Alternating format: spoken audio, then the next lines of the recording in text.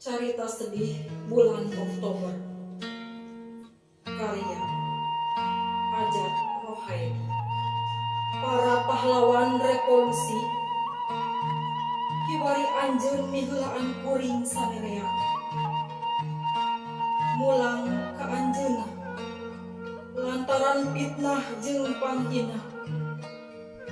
Nu kumarenehna ditibankeun ka aranjeun, ka kuring sarerea, ka urang sarerea. Aranjeun nyaho adi-adi, fitnah teh leuwih jahat manan maehan tuluy. Naon pingaraneunana? Mun nu kumanehna dijalankeun ku anjeunna nyaeta fitnah, panghina jeung maehan di antara sadaya umatna.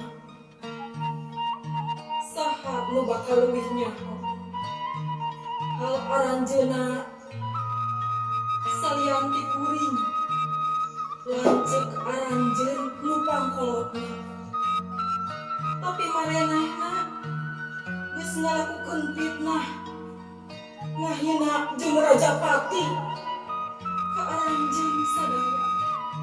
Di dieu kuring sarerea nu ku aranjeun ditinggalkeun, ngalupaskeun aranjeun di barung ku rasa sedih. Hate nu ngangres, tapi tetep aranjeun diikhlaskeun miang.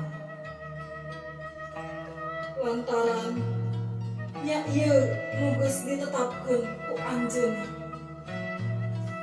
Cimata nu dikecelakeun jinghak nu teu dihaja, teu sagemblengna ngawakilan.